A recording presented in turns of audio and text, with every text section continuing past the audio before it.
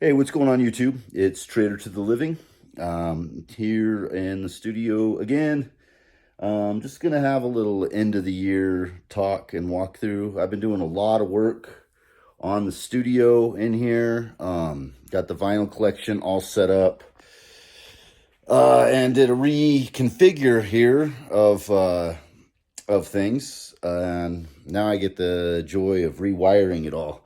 Pulled everything apart and rewiring it. But let's go ahead and take a little walkthrough. All right, so still a little bit of chaos. I've got a lot of cables and stuff to go through. A few other things to get done here, but I've redone the main part of where I'm going to be working here. So I've moved some of the keyboards up front. Got this little small desk here. I could put some drum machines and mixers and stuff. Still keeping this area as the main work area with the Electrons and such, which I'm going to get into talking about gear here in a few minutes and what I've used for the year. But made quite a bit of space. I like the openness of it all. I can keep things nice and organized. I'm going to have this cabinet here that I can just put things away and pull them out, so I don't have to have everything quite as cluttered. Been doing a little bit of sampling with the new turntable. Still plan on doing a little maybe quick review video of this. But yeah, this is kind of going to be the way it's going to be hooked up. So I'll be mainly just working out of this area here. I do have more gear to unpack. There's some more synths and stuff that I need to set up. That'll probably be maybe in this area. But yeah, let's talk about the gear. So I'm going to go ahead and set the camera up and do a little talk real quick.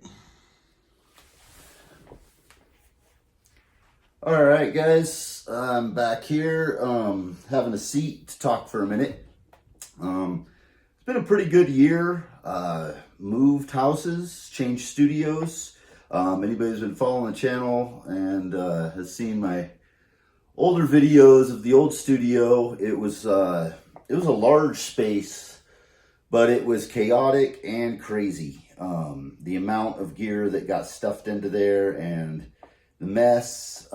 My new approach is going to be a more organized and clean workspace, and I'm deciding on what I really need, what I want to use. I'm pretty happy with the fact that I haven't made any purchases since I made my gear acquisition video. I think the only thing I've got since then was the turntable. Maybe I got a pedal. I think I might have gotten the Chase Bliss Mood MK2, but I had already ordered it before I made that video, I believe. But yeah, I'm pretty happy with the amount of stuff that I have to work with and create with now. I'm going really, really deep into the Electrons with the Dark Trinity here of the Digitact, Digitone, and Syntact, along with the analog heat.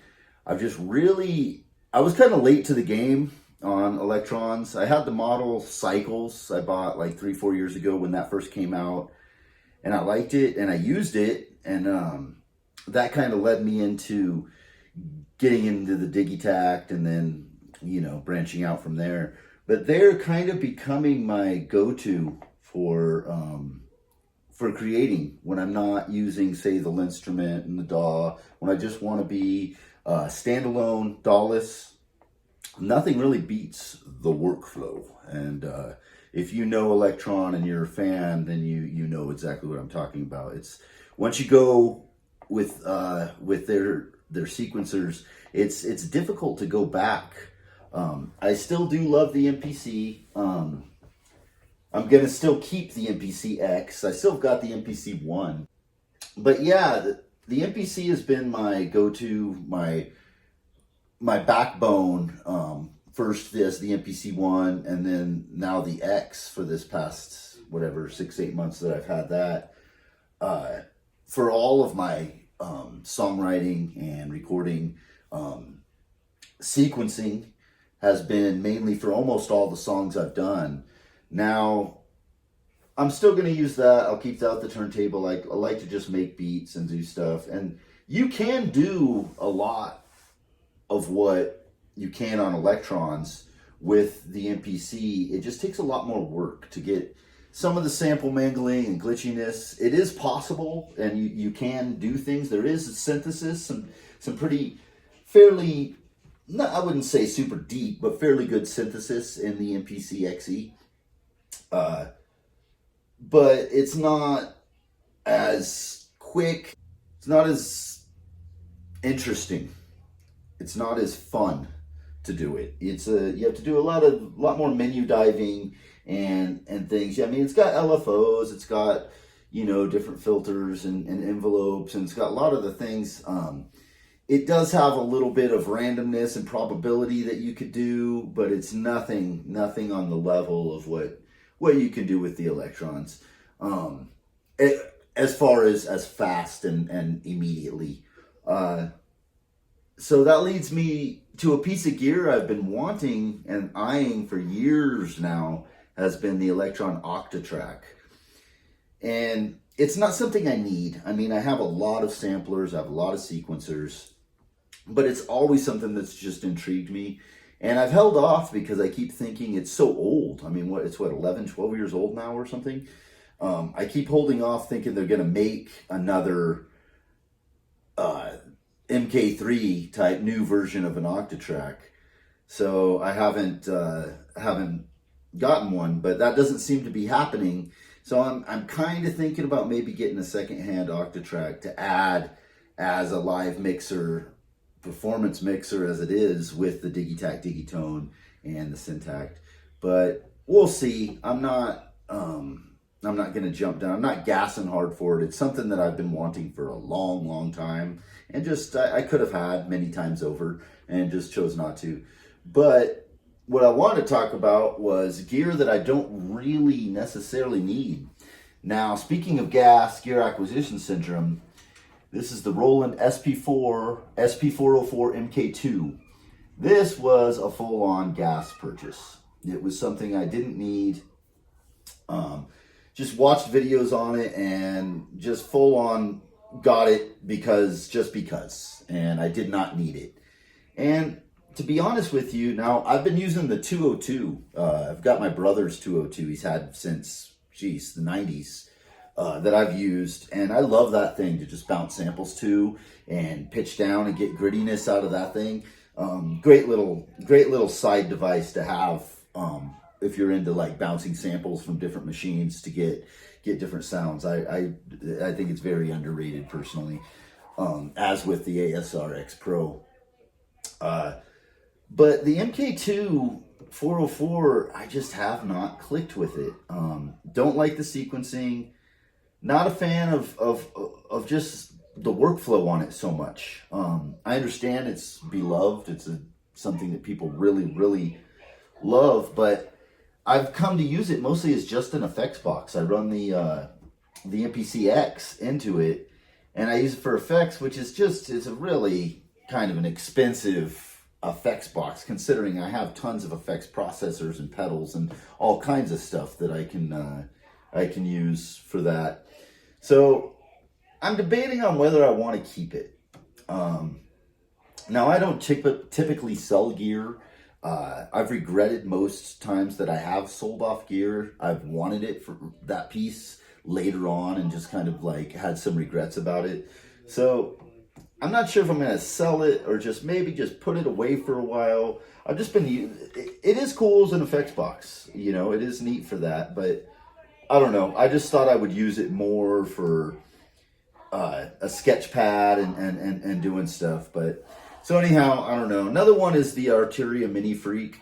I absolutely love the Micro Freak. It's one of my favorite budget instruments that I think exists. And the Mini Freak is super cool, especially after this last update. But I just haven't really clicked with it as far as finding a spot for it. to fit in.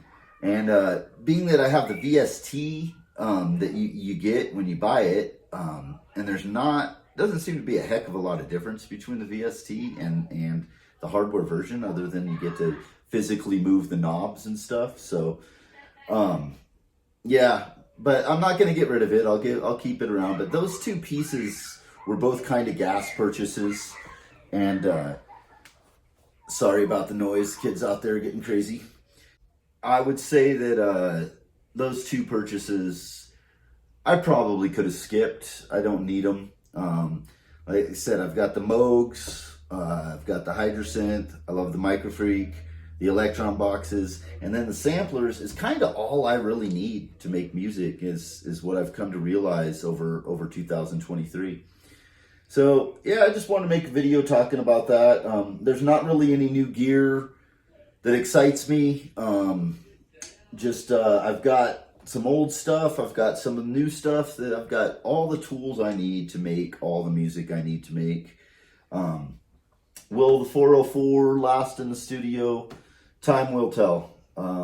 But as of now, I'm just not really that hyped on it. It sounds great, it sounds really good, but I'm mostly, like I said, just for effects. It's just not really what I intended when I bought it, was just to use it for effects. So I'll hold on to it for now. But we'll see if an Octat is coming into the studio in the future. Perhaps the MPC will slide over a little bit more, and there'll be a whole new world there. I know that's going to be a learning curve a bit, even coming from the other Electron boxes.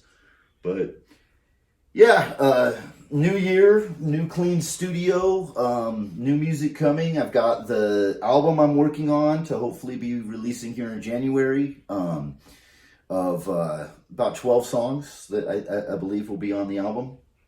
And yeah, I hope everyone has an awesome new year, and you all stay safe out there. And thank you everyone who subscribed to the channel, and all the likes and comments and everything throughout this year. It was an amazing growth. This next year, I'm hoping to focus on a lot more experimental videos. Fingers crossed, going to be getting a new camera here that I can up the quality of the videos, and maybe some lights to make some more high quality videos than just these things I shoot on my phone. But I appreciate you guys. Thank you so much. And have a great new year. Take care.